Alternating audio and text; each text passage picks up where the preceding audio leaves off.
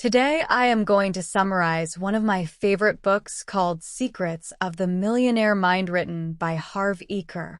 The most interesting part of the book for me was the part where the author discusses the differences between how rich people and poor people think. The first difference: rich people think big, poor people think small. Have you ever been grocery shopping and spent several hours in several stores so that you can find the cheapest groceries to save 50 or 60 cents? Or have you been waiting in line for an hour so that you can get a free hamburger? If you have done this, then you have a poor person mentality. I am sorry to say that, but let me explain.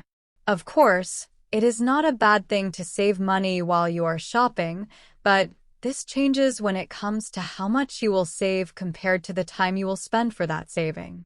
If you spend 1 hour to find the cheapest oranges so that you can save 60 cents, then the value of your 1 hour is 60 cents. Compared to this, rich people don't care about saving 60 cents. They understand the value of their time and constantly think about new things they can do so that the value of their 1 hour is equal to $6,000. The second difference: rich people choose to get paid based on results. Poor people choose to get paid based on time. Let me be open with you. No one cares how much effort you put into something. What they care about is the result. Your customer does not care that you have put hundreds of hours into developing a product. Do you think they will buy your low-quality product just because you have put a lot of effort into it? Of course not. What they care about is the result. If it is good, they will buy it, even if you have spent a few hours on it. For example, you don't care how much effort and time I have put into this video. If the video is good, you will keep watching. If not, you will just click on another video. The fact that I have spent over 100 hours on this video is irrelevant. The fact that I made a mistake and because of that had to spend extra time is irrelevant. You really don't care about any of that. You would never say, "Let me watch this low-quality video because 100 hours work has gone into making it." It is about the result, not the effort or time spent. The author says if you want to know your true value, then work for the result, not the salary. Rich people believe in their value and in their ability to deliver results. Poor people don't, and that is why a steady salary is very important for them. Third difference: rich people think both. Poor people think either/or. Poor people feel that there is not enough and you can't have everything. Rich people think there is plenty for everybody and you can have everything you truly want. Poor people believe in scarcity. Rich people believe in abundance. Do you want a successful career or a close relationship with your family? How about both? Do you want to focus on business or have fun and play? How about both? Do you want a blonde girlfriend or brunette? Smiley face. How about both? Smiley face. The last one was a joke, but you got the point. Smiley face. Rich people always want both. Poor people always choose one. Poor people see the world as a cake and believe that everybody will take a slice, and the cake will be over soon. On the other hand, rich people see the world as an open buffet. Once something finishes, the waitress will add more, and you can eat as much as you want. Poor people believe that they have to choose between money and the other aspects of life. Do you have to choose between money and happiness? No. Of course not. Money is important and happiness is important as well. You can have both. Many people have negative feelings about being rich. They think that becoming rich makes you evil. That is why they think that they have to choose between being rich and being a kind person. So they choose to be kind and stay broke. Probably you have heard someone saying, "That person really changed after he became rich," or "Money changed this person a lot." I believe that money does not change you. Money makes you more of what you are already. If you are a kind person, money makes you a rich, kind person. If you like helping other people, money gives you the option to help even more people. On the other hand, if you are a jerk, money makes you a rich jerk. If you do evil things after you get rich, it means you are already evil. Having money just made it obvious. Fourth difference, rich people focus on opportunities. Poor people focus on obstacles. This is my favorite. Whenever I come up with some new idea, I share it with the people to get some feedback. It is very rare to see someone who would acknowledge the problems regarding the idea, but at the same time focus on the opportunities it can bring. Almost all the time I hear tons of people telling me how my idea will fail. And that is how poor people think. They constantly see obstacles, risks, and always focus on problems, while rich people focus on opportunities. Poor people make choices based on fear. Their minds are constantly scanning for what is wrong or could go wrong in any situation. Their primary mindset is, what if it doesn't work? Or, more often, it won't work. I'm not saying don't take care of problems. Of course, handle the problems as they arise, but don't let the fear and problems stop you. If you focus on the problems, you will get problems. If you focus on opportunities, you will get opportunities. It is a simple universal law. Fifth difference, rich people associate with positive, successful people. Poor people associate with negative or unsuccessful people. Simply put, if you want to fly with the eagles, don't swim with the ducks. If your goal is to be rich, then study rich people, hang out with rich and successful people, and use them as a model. Do what they do, read what they read. There is a reason why they are rich. For example, if you want to create a successful YouTube channel, find the successful channels in your field and study what they do. Study what type of content they create, how long are their videos, what kind of style they use. If you take the exact same actions and have the exact same mindset, chances are you will get very similar results. When I give this advice, people get very angry and they say, "So, you want me to just copy other people? You want me to be unoriginal? You want me to just steal other people's work?" No, I am not saying any of that. For some reason these days people want to be Mark Zuckerberg and invent the next Facebook. If you are an ordinary guy like I am, then you have a better chance of succeeding by modeling successful people, and that does not mean you are unoriginal. For example, if you decide to create the summary of the exact same book I am summarizing now, use the exact same animation format that I am using now, use the exact same background music, your content will still be unique because you have a unique voice, you have a unique way of explaining things. Even if you do the same thing, your content will still be different than mine. By the way, probably you have noticed that there are already many channels that are doing the exact same thing that I am doing, but despite that, this channel will be growing. Please don't get me wrong. I am not trying to brag about myself or say, "Look guys, how great my channel is." The reason I am talking about myself is that you and I can relate to each other easily. If I give you an example from the founder of Amazon, Jeff Bezos, it will probably be hard for you to relate to his story, but you and I are two simple guys who are trying to improve ourselves. Another complaint I hear a lot is that I don't have rich people around me, so how can I surround myself with rich and successful people? Look, you don't have to have them. You can simply find successful people and read their books or watch their videos. You can't ask Arnold Schwarzenegger to hang out with you so that you can study him and get in shape, but guess what? He has tons of videos and has written a book. So why not read his book or watch his videos? I don't have any rich friends around me. Authors of these types of books are rich friends for me. I hang out with them by reading their books, watching their videos, and listening to their podcasts. Sixth difference. Rich people know what they want and they are committed to getting it. Poor people just want to be rich. Imagine you and your friend are hanging around in the city center and you want to eat a baguette. Your friend approaches the stand and says, "Hello, I want to buy a baguette. Please give me a baguette." Most probably the seller behind the stand will be confused and ask what kind of baguette your friend wants, because there are many types of baguettes. This is exactly the same approach poor people use when it comes to becoming rich. They just want to be rich, but they don't know what a rich life looks like for them.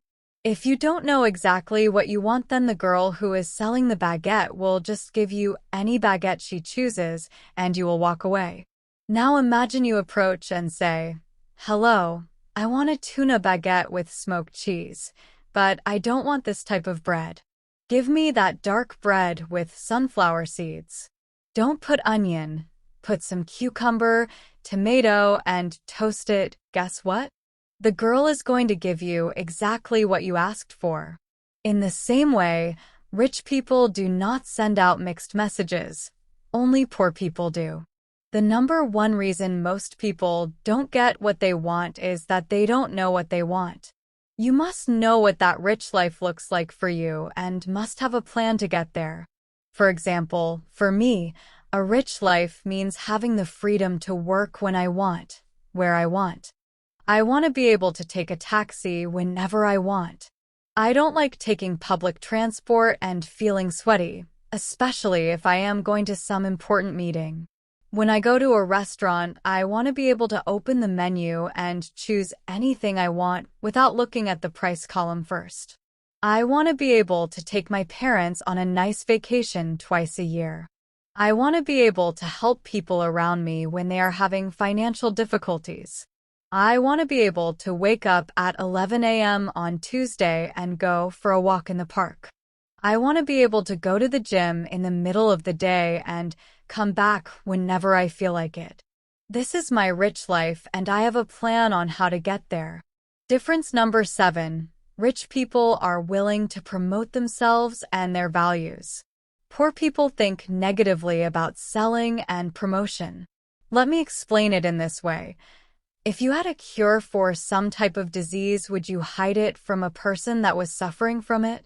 I don't think so. In the same way, if you believe that what you have to offer can truly assist people, it is your duty to promote it. It is your obligation to promote it. By not promoting, you are actually doing disservice to people. Maybe the product you are selling is the product that can change my life, but if you are not promoting it, then I am losing the chance to change my life. Resenting promotion is one of the greatest obstacles to success. People who have issues with selling and promotion are usually broke.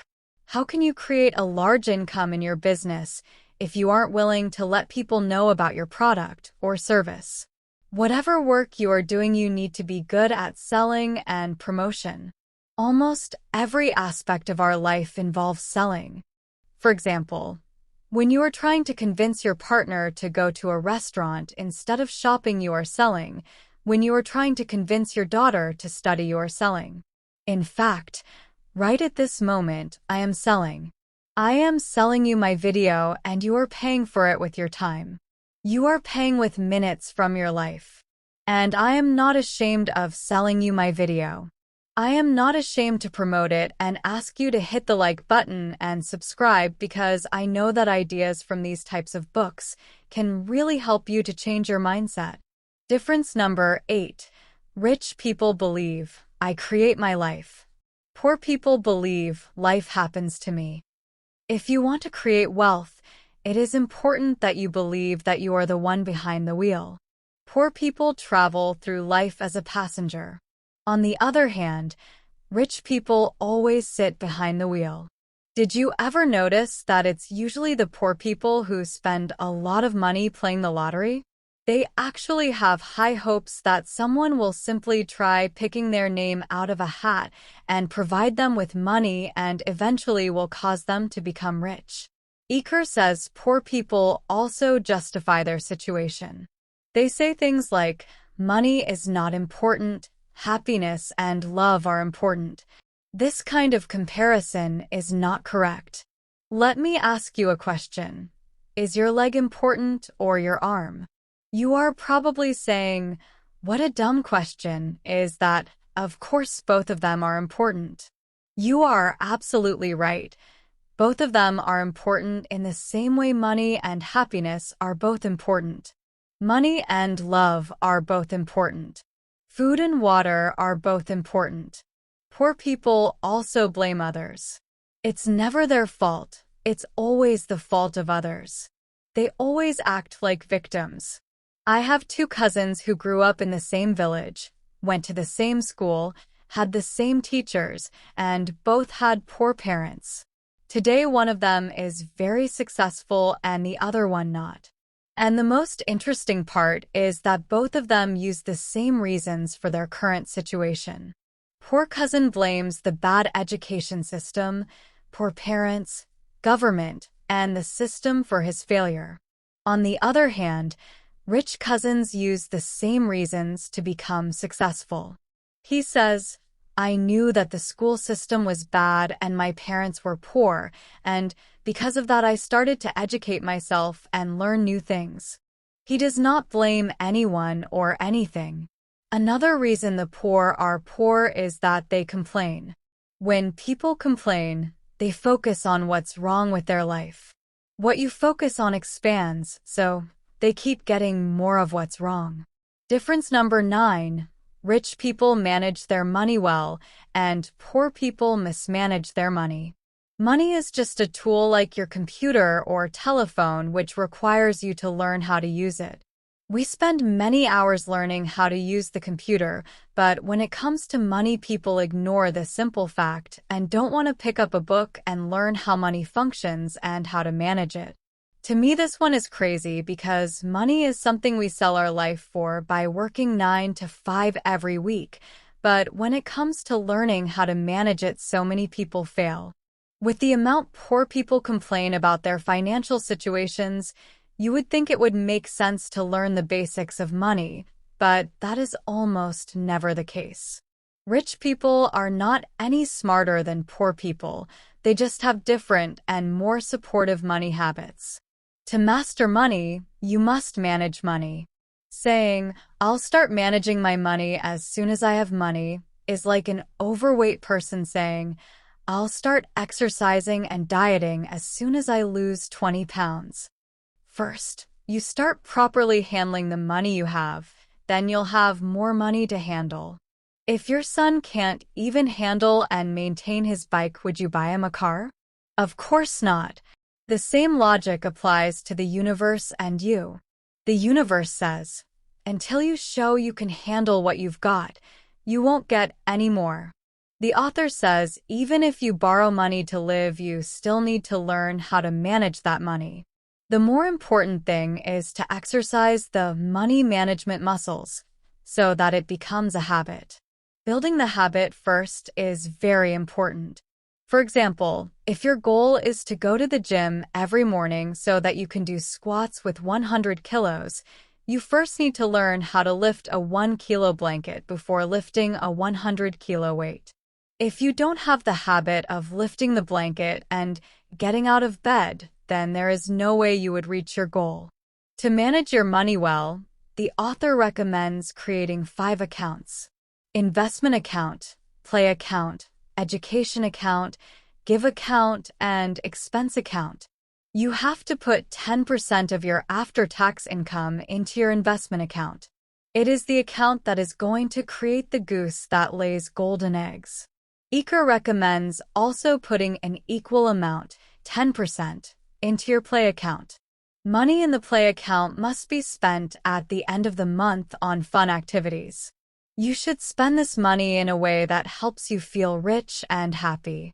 If you always keep saving, eventually the part of you that seeks fun will sabotage your other accounts. Difference number 10. Rich people are bigger than their problems. Poor people are smaller than their problems.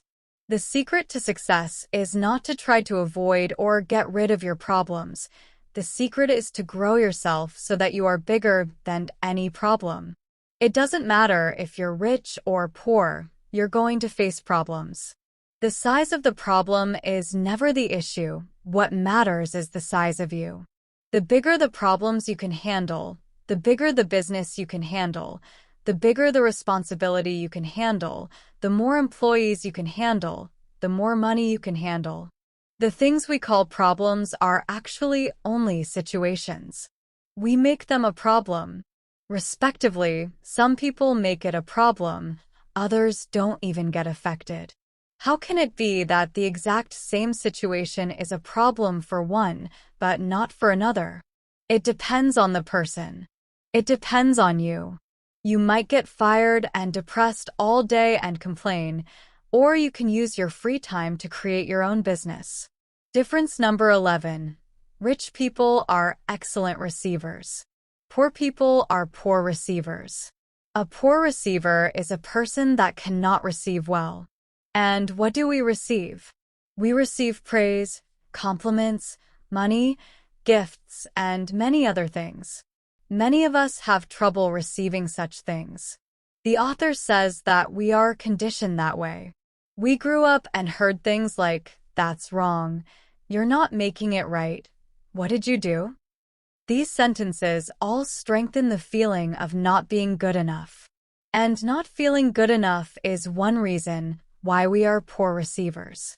From now on, take everything someone offers to you. If someone tells you you're looking good, then say, "Thank you," instead of, "What? No, I look horrible today." It's as simple as that. Just say, "Thank you," and receive your compliment. Iker says, "It's funny, when I was broke and I saw a penny on the ground, I would never bend so low to pick up a penny.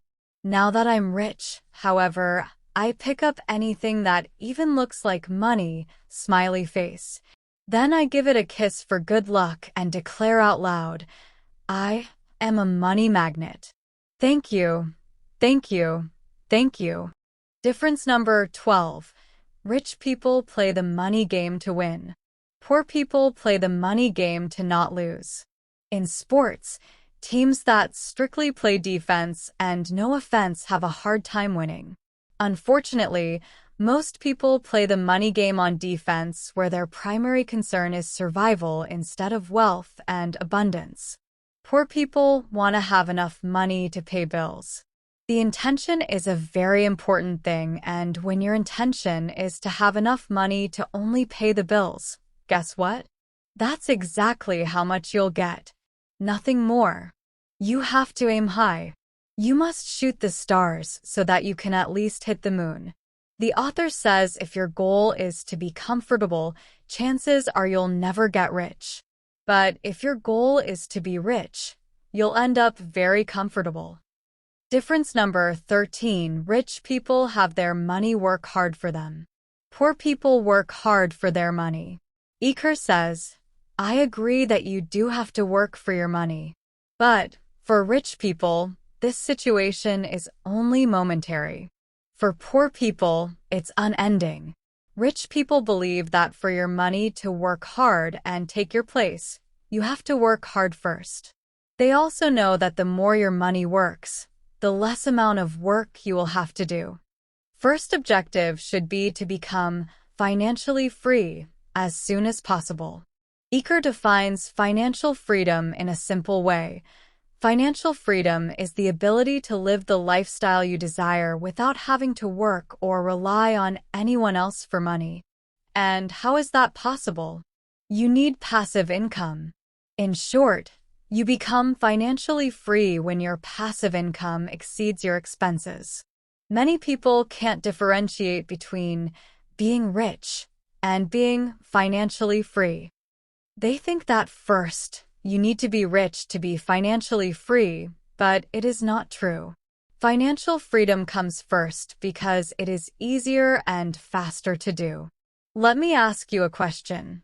Is it easier to climb a ladder that has only 10 steps or a ladder that has 1,000 steps? Of course, the 10-step ladder is easier, right? By using this analogy, we can say that becoming financially free is like climbing the 10-step ladder, and becoming rich is like climbing the 1,000-step ladder. First, try the easier goal and be financially free. Once you have the passive income coming and you don't have to work for anyone, then you can use this free time to become rich. Iker says in his seminar, one of the students realized that if she simply rented her flat and moved to a cheaper place, her passive income from the rent would be enough to cover all her expenses, plus she could even save some money. And that is exactly what she did. She rented her flat, moved to a cheaper and more exotic place, and became financially free. Only then she started building her business and becoming rich. So first focus on the 10-step ladder and creating enough passive income so that you don't have to work for someone. Once it is done, then you can think about the rest. There are two primary sources of passive income. The first is money working for you. This includes investment earnings from financial instruments such as stocks, bonds, or other assets that appreciate in value. The second major source of passive income is business working for you. This entails generating ongoing income from businesses where you do not need to be personally involved for that business to operate and bring you income. The simplest example of this can be real estate. Difference number 14. Rich people focus on their net worth. Poor people focus on their working income.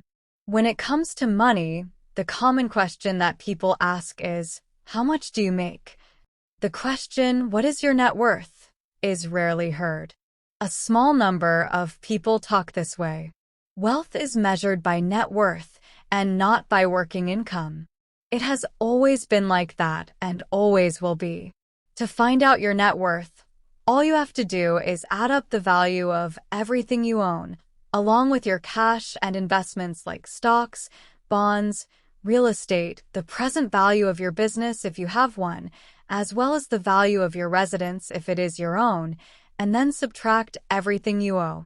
Net worth is considered the ultimate measure of wealth because, if required, what you own can be turned into cash. After you calculate your net worth, draw a vertical line on a page.